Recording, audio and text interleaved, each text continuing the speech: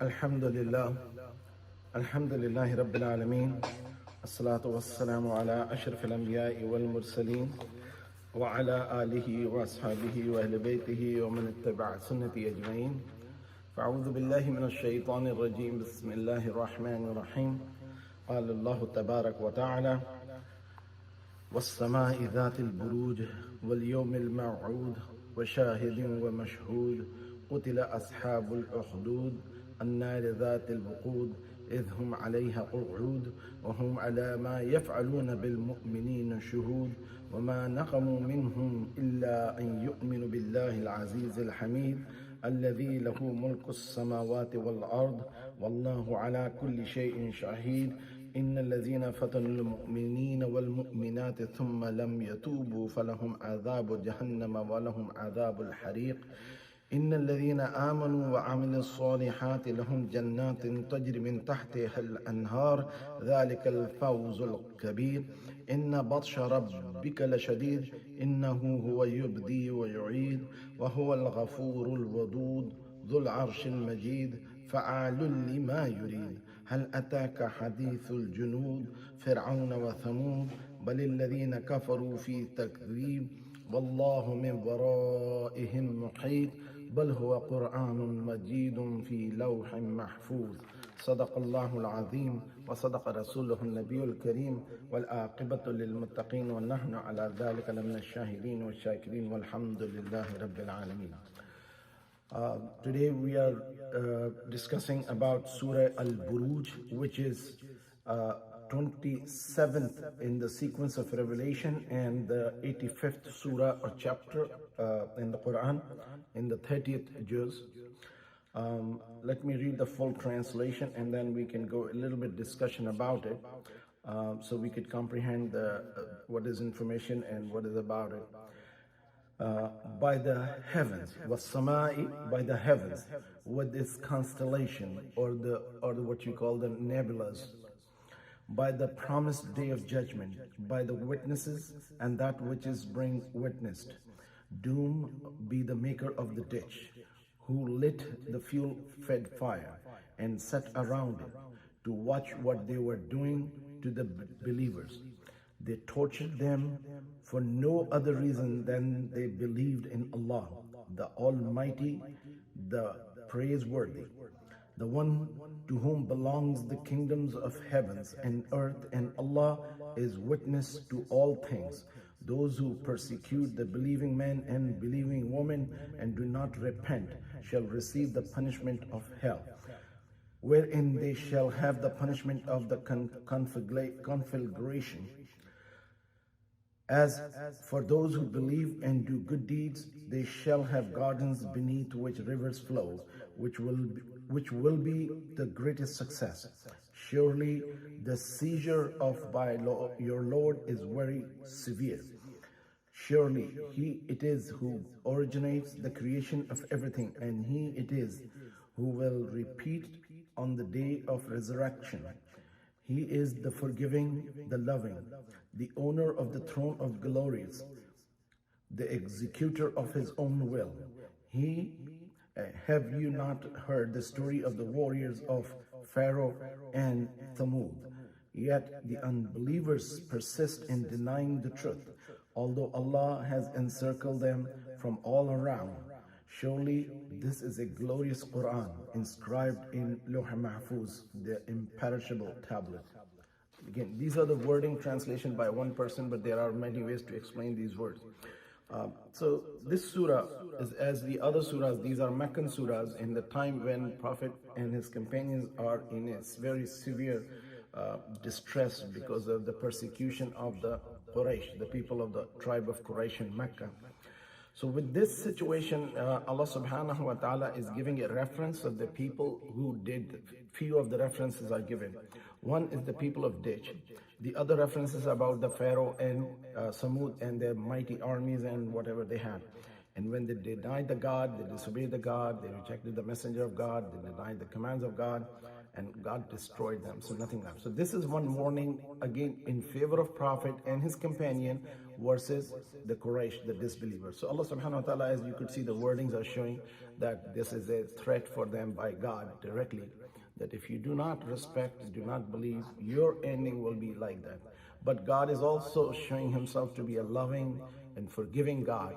This is Al-Wadud, is a very, it means the one who is the most beloved, loving. So in other words, God's ascribed or attributes, Al-Wadud is one of the attributed names, which we have 99 names of God. So this one thing is that people think God is a angry, kind of a old man sitting there looking to strike people. God says no. And we know in our life when we are bad or misbehaving, there is a limit when parents says, enough is enough, or somebody, you're like a teacher or employer and anybody. And then they break the relations, or brothers, sisters, or spouses. But God says, when I love you, even if you have sinned beyond forgiveness, if you once accept me and seek forgiveness, even these sinners who are sinning against the God's people, God is very ready to forgive them. So this is one of the things about the love of God is mentioned in it. And as we know that we have now 27th Surah, in which this chapter begins by taking oath. So God is taking oath by the heavens when it's constellation, which means was-sama. There is a sama and samawat. There are two words, just to distinguish. Sama means anything above our level. When we are standing on the ground, so this is just a space above us called sama. But when it includes the clouds and stars and constellations and galaxies and all that, that is considered samawat, everything included in that space, and up to the first heaven. And then again the first heaven, and in the other place, زَيَّنَ السَّمَاءَ الدُّنْيَا بِمَصَابِيحَ وَجَعَلْنَاهَا رُجُومًا لِلشَّيَاطِينِ, which says that we have decked the lowest sky with the stars, and it's beautiful. That's the kind of it. In the night and dark, when there is not much light pollution in the earth, when we are in desert or mountain area, you could see the beautiful galaxies and stars. And then another important thing here is Allah subhanahu wa ta'ala is taking oath by the stars, because in old days people understand these things when it was revealed. These are the sources of navigation when the people would travel in desert or in ocean. There's no way in those days they have compass and all that. So they used to follow the stars to find their path, that they have to go in certain, the polar stars and this and that. They used to follow the north and south in that direction. So this is an oath taken by Allah subhanahu wa ta'ala. The another thing is that also, in India and Pakistan, there is something that those people who are sorcerer or fortune teller or future, horoscope follower, they say that the mushtari have entered in the Buruj of Fala Fala or Marikh and whatnot. They also have this seven stars of the planetary movement. So they say that a certain influence will happen. So Arab also had this knowledge and information. So it is in context of their understanding and their belief that they think that these are the divine thing, and Allah is saying that by the sky and those Buruj, the one which is called the horoscopic movement. So this can be translated in those sense also. For today's world, many of us don't believe in those things, and Islam absolutely forbids us to believe and follow those stars, those Indian belief thing about horoscope. Just to negate the fact that one should not follow horoscope, Prophet says the one who believes in them is actually denying God.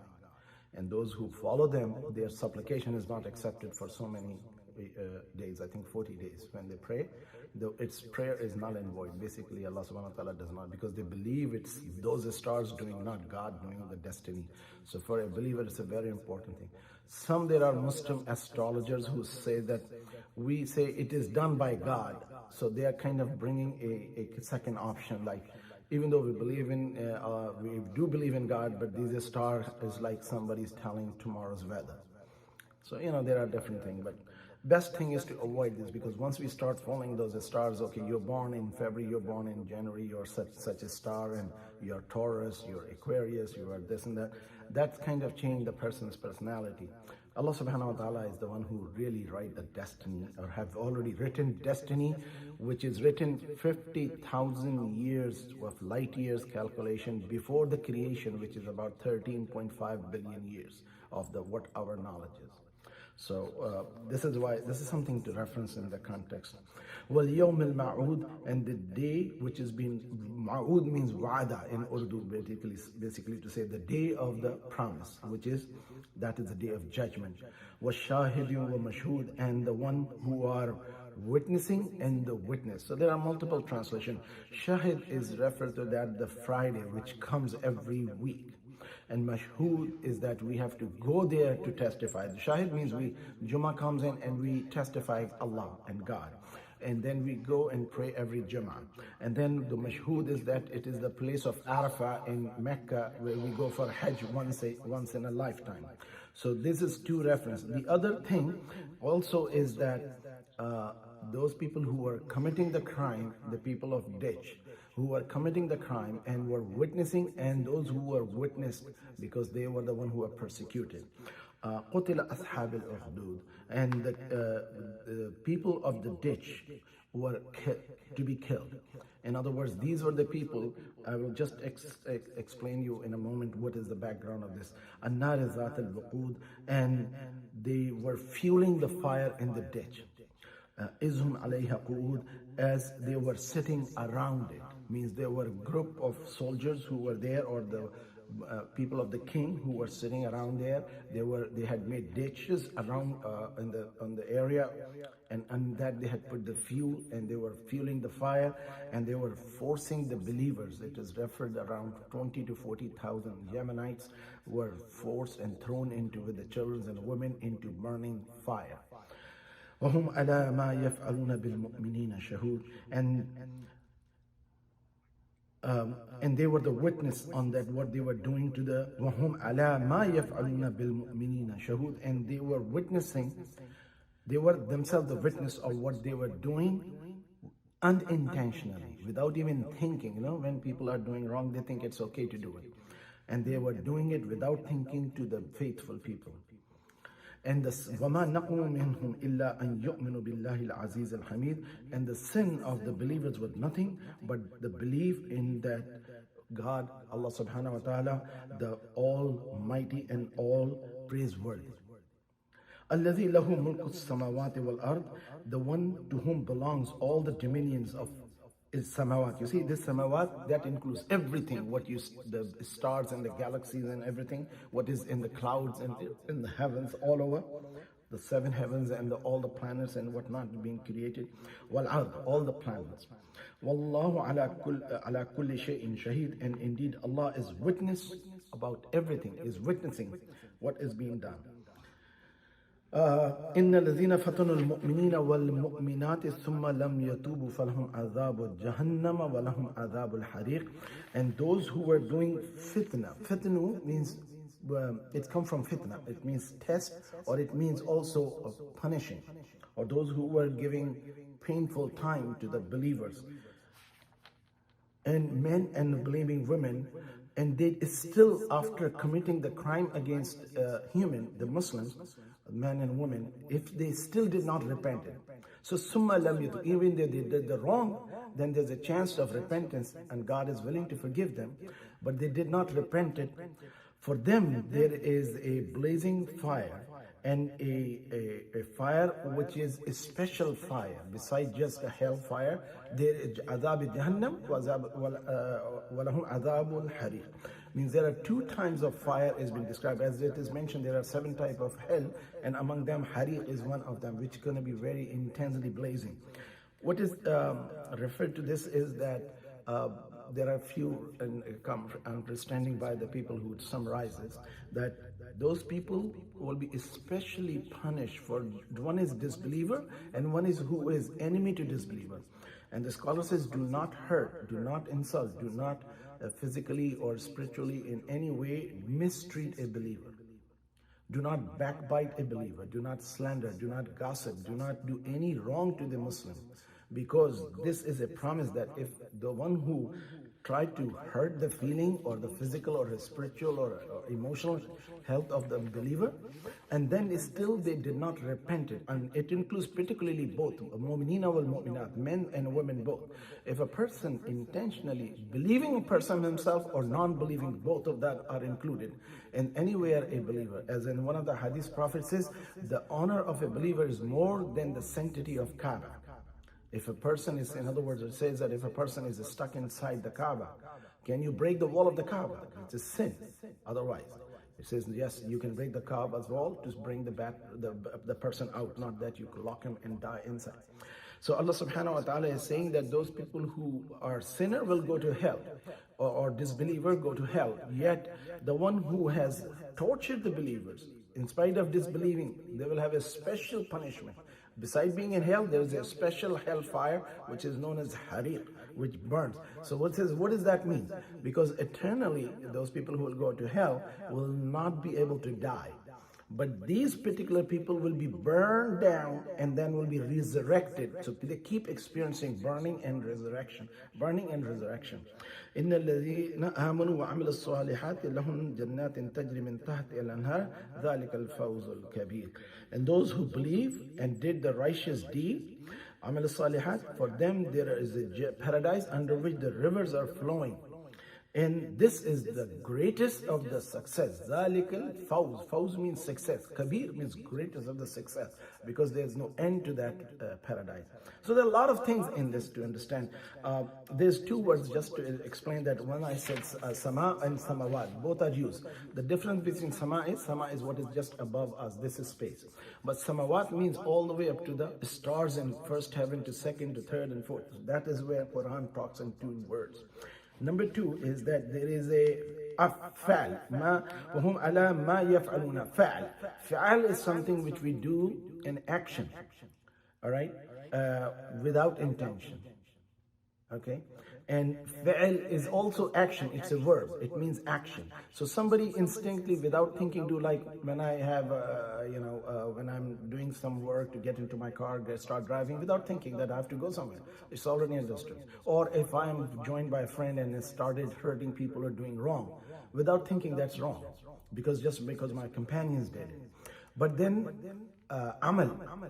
Amal is something which is consciously done action. Like when innamal a'malu binniyat, as a hadith of Prophet says that all the intentions of actions are depend upon intention. So if I have an intention to do good, even though I did not do good, so I will be rewarded one time for thinking good. If I thought of doing bad and actively, consciously, my nafs al-ammara intended to me do it, nafs al-lawwama, conscious, told me, no, don't do this. This is not God's agreeing thing. And that is stopping, even though thinking and not acting, just thinking and not doing it consciously, that is fair. And consciously not doing it because of the God's love and God's fear, that is itself is a reward as a good deed. So, and if I end up doing it, it's one bad deed. So, but if we thought of good and acted on the good, is going to be rewarded up to 10 to 700 plus times reward. So this is how the Islam encourages. So fa'al is something which we do unconsciously, and we did bad thing or good thing. Whatever we do is unconscious, unintended. And then amal is thing which we do intentionally for the seeking the pleasure of God or actively denying the commands of God. So now, what is this story about Ashab al-Ukhdud? Actually, there are multiple stories narrated. One story is narrated that there was a king who was in the northern, what you call the Syrian space area, and he persecuted the Jewish people. Okay, this is a story about happened very recently before the birth of before the Prophet's declaration of his prophecy, and it was known in Middle East area. All these references are because of their time and space. So Meccans have known about this incident. This is why this is coming. So what happened was this king wanted them to not to believe in God, and the Jewish people were persecuted. And this is one narration and one reference about the background of this story. I'm telling you all of them, and some of them are really very authentic, and this is supposed to be accepted. So the second narration goes that there was The Persian, they were Zoroastrians, which are known as Majusis, or they are also known as Parsis. These Parsis had a king, and he made a relation with his sister. And when the people found out that he is taking his sister as his wife, and he's, having physical relation with her, so they denied and disapproved of it. So then what he did, he said, God has now ordered you can marry your own sister. And that was rejected by people, and he persecuted them by this action of burning them in the hell or the ditches. Again, this reference is from Ali radiallahu ta'ala anhu. The third reference, which is kind of proven by Christianity and also in the history of Christian world, what is that? There was actually Yemenites in the Yemen. They were Arab and African mixed people. And most of them have become Christians, and the Romans were managing them as the emperor of Rome. And there was a king, as we talked about, in Abyssinia, which is today's Ethiopia, which is across from Yemen, if you see in the map. So they were influencing and helping and actually basically having a Christian faith being practiced there. But most of the time they were Christian rulers, or they were the governors who were ruling on behalf of the emperor of Rome or in governor of Ethiopia. So this is like a viceroy was ruling there. But during one of the timing, there was a king named Zunawaz. Zunawaz actually went to the area which is known as Najran, or a little bit north. And he was influenced by Jewish people, and he became himself in the Jewish faith. And what happened was that he tried to force people of Yemen to leave the Christianity and believe in Jewish faith. And as we know that the Jews think, na'uzubillah, which we don't believe so as a Muslim, that Blessed Mother Mary was a whore in her Encyclopedia Britannica, and this is what they wrote, na'uzubillah. And also they think that Jesus alayhi salam, peace and blessing of Allah be upon him and his blessed mother, Jesus son of Mary, they think that he was a bastard child, na'uzubillah. I should not use these words, but this is what they wrote. And they thought that he was a sorcerer. So this is how it goes. So the story goes like this, that there's the king, he did not believe in Christian. They were the Muslim as far as we believe. They were Muslim because they were monotheistic of the Yemenites at that time. And they had also made a place which we talked about in the Surah Al-Fil. There's a relation between, they made a church and he wanted to rule over there, and they were bishops and all those things. And so what happened was the king, when he was ruling there, and there was a sorcerer who helped him to be in the power. And the sorcerer was about the age of dying. And what he did was he asked the king to give him a young child who could learn the science of whatever sorcerer, and he could train him before he dies. So the king went out and found out one smart kid and told him that you need to come in to learn this thing every day. In those days, emperor tells something, you have to follow. So that kid, while on his way coming to the sorcerer or to the palace, he would stop by at some place. He found a monk, what we call is Allah friend, Wali Allah. He was a preacher, and he would listen to his talk. And the kids got influenced because he was pure-hearted, and he thought that this is good. And again, the story has a lot of information. I'm just putting all together in one so you could understand if somebody tells you this and that, so you could know all three of them. So the young child was about 10, 14 years age, or teen or preteen. He got so much influence. Every time he would go to learn, he would stop by at this religious man, what we call Allah's wali, Allah's friend, and he would teach him. And while he was preaching, he would stand by and listen. So he started getting late to the learning of the sorcery. While he was going every day, the sorcerer would ask, why you are late? And he told him that because I was stopped by at that person and he was talking nice and I just sat down there. So he said, don't listen to this man and he's going to misguide you, so and so forth. When he came home, he was late, and the parent asked, why were you late? So he said, well, I got late because I was at the learning of this person of the Christian faith. So we don't call them Christian, as again repeatedly I remind, they were Muslim for us. So, because Quran says that they were Muslims, so we believe they are Muslims, and for all those who do not believe Jesus is a divine being, they are Muslim for our belief. So anyhow, he asked the wise men, what should I do? Because my parents are upset, my teachers are upset. So he said, you should do is that you tell the teacher that I was with family when you're late, and when you come home and parents ask you why you're late, tell them I was with the teacher. Don't mention about me. So this was kind of a smart, and what you call the smart lie. When he did this, one day he was walking to his teacher who was teaching him sorcery. Some kind of a beast came in the way, and this kid asked the God at that time that if you think I should follow the preacher versus sorcerer, save me from this. If you save me, I will believe that the teacher is right, the wise man is right, and the sorcerer is wrong. So Allah subhanahu wa ta'ala removed the beast from him, and he threw a rock at it, and the beast died. Something like that is mentioned. And now the kid believed that now this man is the way to go, not to learn the sorcery, because he was never in his heart satisfied with the teaching of this sorcerer. So then there was a man in the court of the king who got blind, and this kid prayed for him, and he got healed. So there's not just Jesus healed the sick and blind. This kid also did according to the Quran, and that doesn't make a person divine.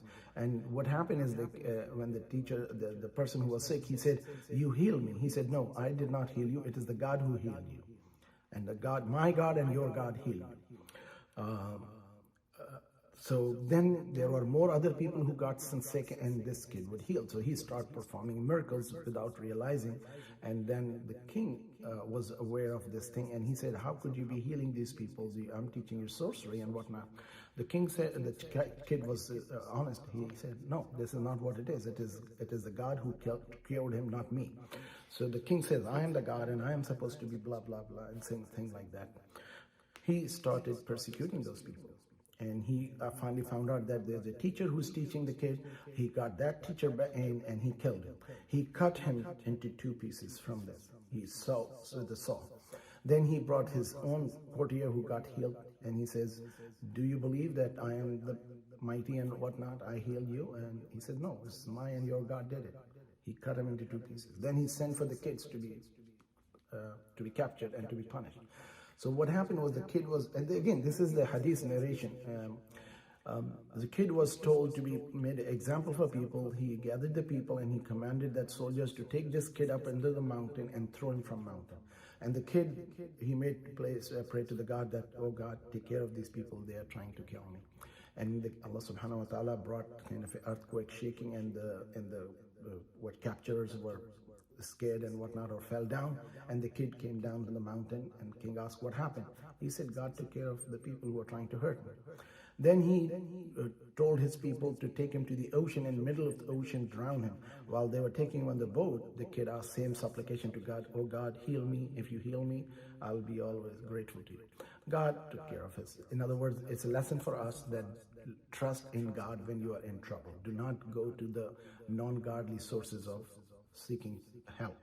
So those people, again, some kind of a commotion happened in the ocean, and waves, probably whatever happened, and the kid survived, and he came back to the shore, and everybody else was out of the boat. And king asked him what happened. He said, God, your Lord, my Lord saved me. Then he said he was getting more impatient, and he started getting desperate. So what happened was, then kid says, you know what, king, you can kill me, but one way you can only kill me. He said, I have a condition. What the condition was, gather everybody in a place, and you take a arrow from my arrows, and when you target on me, say this, by the Lord of the boy, بِإِسْمِ رَبِّ الْغُلَامِ بِإِسْمِ رَبِّ الْغُلَامِ, and when you say to the arrow on this, and then shoot it, and then I can be only killed, otherwise you cannot kill me. So the king had desperation, and he did it, but he did not realize Isme, by the name of the Lord of the boy. He actually himself acknowledging it, but at that time when he was desperate, he didn't realize it, and he said that, and he tied the boy to the tree, and an arrow came right into his forehead, and he died. Now everybody who was there, they witnessed it, that he called out the name of the Lord of the boy. And they said, we all believe in the Lord of the boy. And that's where king wanted them not to believe. So that's where he got more aggravated, and his advisor says, king, you said the thing which you were against and you didn't realize. And that's where those people who were believing in him, they were the one who were punished. There are a couple of reference. What he did was, in the street corner, or they were area particularly designated, they kindled the fire. They made a big ditch and kindled the fire in it and fueled the fire. And those soldiers who were partners with the king or worker for the king, they were sitting by. Some of them were forcing people. According to the narration, there were 20 to 40,000 Yemenites who were thrown into that fire. And there was another explanation is that there was a newborn infant with the mother, a young mother with the infant. She was the one who was supposed to be thrown in the fire, and the baby was just born and could not speak. But mother was scared of her, for herself and child, that they're going to burn her alive. So the baby spoke. There are 3 places a child in infancy spoke. I will tell you in a moment. So when the baby said to the mother, jump, she jumped. And before they could be touched by the fire, their souls were taken up. So there was no sense of pain. And this is the promise to the martyrs. When they die in the path of God, Allah takes their soul away before they touch the ground or they die. So they don't experience pain. This is why martyrdom is a different death than the natural death. So there are 3 people, the infant who spoke. One of them, infant, is Jesus, peace and blessing be upon him, that he spoke on the purity and innocence of the Blessed Mother Mary. When they were asked in the Quran, it is mentioned. There's another man whose name was George or Jurej.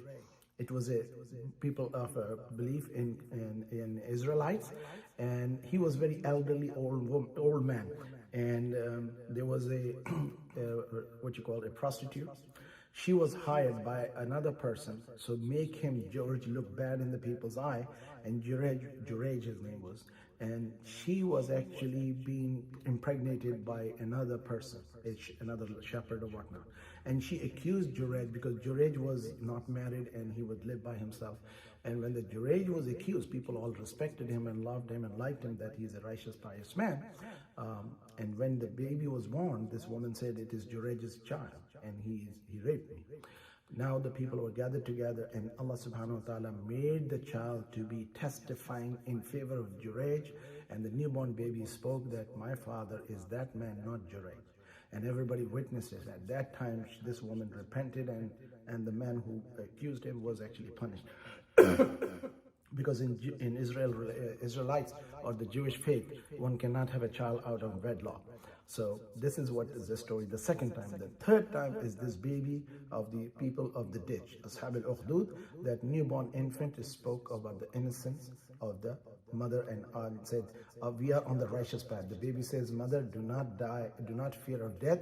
We are on the righteous path. Now, people being burned alive, it is happening today. We have seen it happen in India. We have seen it happen in Burma. We have seen it happen in Iraq, in Sham, in Afghanistan. They are burning Muslim alive. And these people think they can get away with it. So Allah is our witness. So, because everybody has to die. There's no better death than the martyrdom. And again, these were innocent. They were not violent. They were not doing any wrong to anybody. And they were still yet persecuted. And as we know that the 25 million Muslims were killed by Mongols and Tatars. When they invaded Muslim land, they thought they will not leave a single Muslim man alive. So they would not have any more Muslims. And they took Muslim women into the bondage and slavery. And they had children from them. And these women says that do not stop us from worshiping. And this is how the Mongols become influenced by Muslim faith. And this has never happened in the history of humanity, that the Mongols become Muslim. The ruler follow the faith of the ruled. And they were all across. And then they fought each other. Barka Khan was the first of the grandchild of Genghis Khan, who became the Muslim, and he spread Islam all over. He fought his uncles and others, and Allah gave him victory, and he became one of the pious, first powerful man who brought the Islam into the Mongols. So there's a lot of history about it. So this is a story about people of the ditch. Allah subhanahu wa ta'ala is saying that these people of ditch means the one who have kindled the fire, who were sitting around and who were forcing Muslims to jump into the burning fire. Even the Muslims did not get hurt because Allah took their soul before they die. So their body got burned, the soul was taken out, they didn't experience pain. And this is how the martyrdom is. Yet the people who are kindling the fire, the one who were trying to kill Muslims, will be judged on the day of judgment, and they are the one who will be the real loser unless a oppressor does not repent after what he does to the Muslims.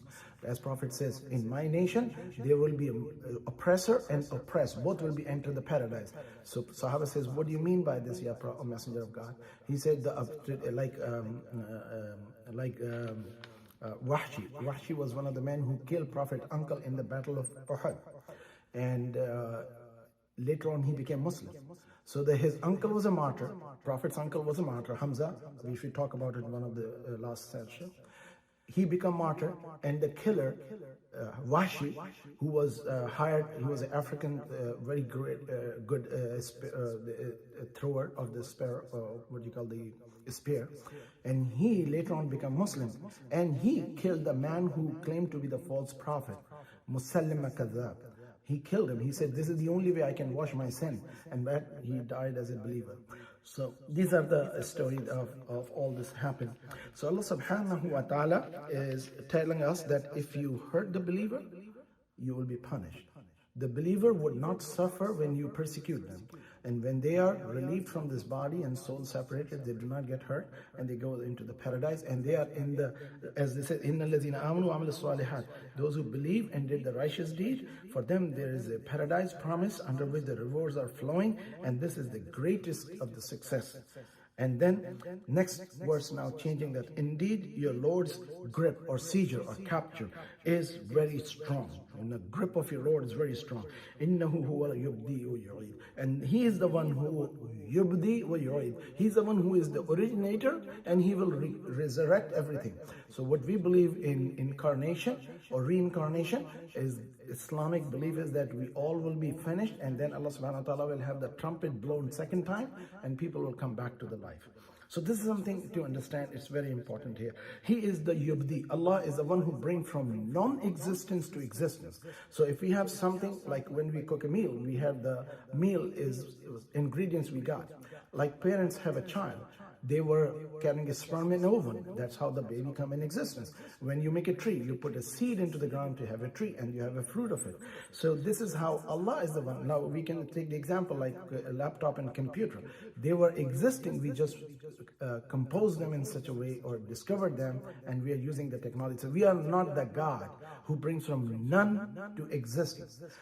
Everything around here is present, and then we bring them together and make something out of it. We took the wood and cut it into making homes. We took the clay and make a brick out of it, and then make the homes. So all these things what we have, we had the fire, we just kindle it, and because you spark, and that's what get the fire. So Allah is the one who brings from non-existence to existence. Human is the one who have the original material to make something out of it. So this is God who brings yubdi. He is the one who is a beginner originator from none to being. So huwa al-ghafur al-wadud, and he is the most forgiving, and he is the most loving. So even if you have sinned against God and godly people, he's still willing to forgive you if you believe in God. You have to declare the La ilaha illallah Muhammad Rasulullah. Unless you do that, you'll not have a promise. It means even you learn medicine and you become a doctor. Unless you have a degree from certain medical school, you're not going to be declared as a doctor. You'll be always called not doctor. Zul Arsh al-Majid, and he is the possessor of the great honorable throne. As Prophet has mentioned in a hadith, throne is beyond the creation, throne of Allah. The pedestal of the throne is so massive. It is narrated in a hadith. It is like a ring in a desert. In other words, the pedestal is so small, and the whole creation is like a ring in a desert. But the throne is so huge that the pedestal is like a ring in a desert. And when the throne of God is being mentioned, it is being mentioned so massive and so massive that we cannot even imagine. And it is beyond the creation. It's not in the creation. That's the greatest of the God's creation, which encompasses everything. So, فَعَلٌ لِمَا يُرِيدُ, and He does whatever He wills. Allah does things whatever He wills.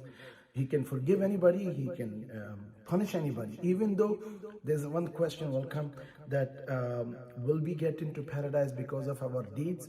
Actually, scholars have kind of little interpretation on it.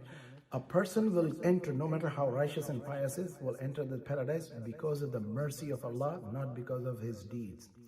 As we know, the shaitan has done longer deeds than anybody except one disobedience. So do not think a little sin is a little sin. God commanded him to prostrate to Adam, and he says, no, I'm better than him. I worship you. He was proud and felt that he is better than others. So for God, side, you can be a little thing, can disobey and bring the wrath of God upon a person. So we'll come to discuss that in places. Hal ataka hadith al-junud. Now the topic is conversing, changing, but reminding that Allah does anything, and so we will be entering paradise because of the mercy of Allah. Prophet was asked, will you also? And he said, yes, I will also. The grade of paradise, there are 7 grades. The grade of paradise will be given according to the person's righteousness. So we should always believe that doing my prayers is not guaranteed for me to be in the paradise. Doing my prayer is obedience to God with a higher paradise. Believing in God is the one which brings me to the paradise. But if we don't believe in God and we say, Allah still can forgive us, Allah still can reject my belief. So we need to be always looking for forgiveness from God and believe in God in every aspect of it, that all what I'm doing is the doing of the God to me. My destiny was written 50,000 years plus 13.5 billion years what we know on the human knowledge. So Allah subhanahu wa ta'ala reminding that we talked about the people of Ditch, because it was known in Arab that happened. It was an incident happened before the birth of Prophet. Actually, yes, I wanted to remind.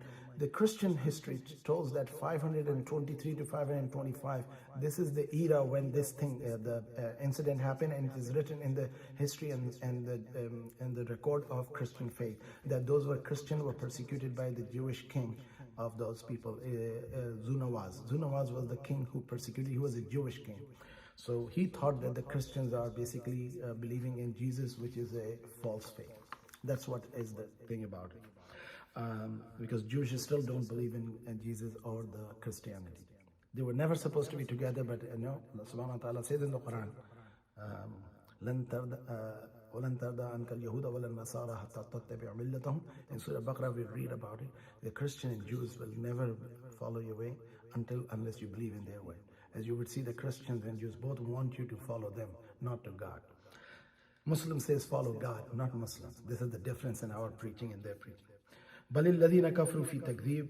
But those who did the denial and disobeyed the God and rejected the God or disbelieved in God and denied the God's message and messengers. Wallahu min wara'ihim muhit, and Allah has encompassing, surrounding them from their behind, and they said we cannot see in the back. So Allah is always in the back and capturing them. Bal huwa Quranun Majid. But this is the Quran Majid, because you know the Quraysh says that the Quran is made by Prophet Muhammad himself. They didn't believe in it. Allah is saying that this is the Quran, the one of great honor. Fi lawhin mahfuz, in the sacred tablets or the protected tablets. And this is what we have. Quran here is an image of it. This is something to be understood. What does it mean? You remember recently in America they were desecrating Quran by burning. Actually, there are 3 ways you can dispose the printed or paper Quran. One is you dig a hole and you put it in the ground and close the hole. It's like a burial. Second thing is you can take them all together and burn them. Third thing is you can put them together and throw it in the ocean, so it will be dissolved over time. So burning of Quran is not actually a major issue for Muslims. It is the way they are trying to portray that disrespecting it. Actually, this is what some of the Christians will taunt you. Usman burned the Quran. Actually, Usman radiallahu ta'ala anhu time, there were people who were using alternate letters, because Arabic is a vast language, so they were using alternate letters. And Usman radiallahu ta'ala anhu time, he said, get all those you have copies, and he put the Quran of the Quraysh Arabic original wording which was revealed to Prophet. And that's why these all were taken and burned. So now tomorrow nobody would say that, oh, my Quran says this word and your Quran says that word. This is why Quran is only one word, and that was the word of the language of Quraysh of that time. All right? This is something we should be all aware of. And what else? And the Lawh Mahfuz. See, the original Quran is in the Lawh Mahfuz, and what we have is the image of it. So image will be lifted, as it says the end time. Allah subhanahu wa ta'ala will have a wind blowing which will hit the armpit of the Hufaz, the people who have memorized Quran. They will die. And then there will be something kind of a nuclear attack, whatever happened, or nuclear radiation happen, and the Muslims will die, and there will be no world left. Allah will not bring the judgment day on the Muslims. In other words, they will all be dead before the hell, or what you call the Qiyamah, the end doomsday will happen. There will be no Muslim to suffer through it. And what will happen is that they will be lifted up into the soul, so they will have no sense or no feeling of the pain. And the Quran's word will be lifted. So there will be no more Quran available. People who read the Quran, who have memorized the Quran, will be perished. So this is what is actually, so somebody who says, I'm going to burn the Quran, tell him thank you, burn it rather than mistreat it. That's fine. For again, lack of knowledge, Muslim in Pakistan, another country, what they do is they start marching, destroying their own places. That's actually ignorance. The Islam does not allow that to do those things. Okay, وَآخِرُ دَعْوَانَا أَنِ الْحَمْدُ لِلَّهِ رَبِّ الْعَالَمِينَ.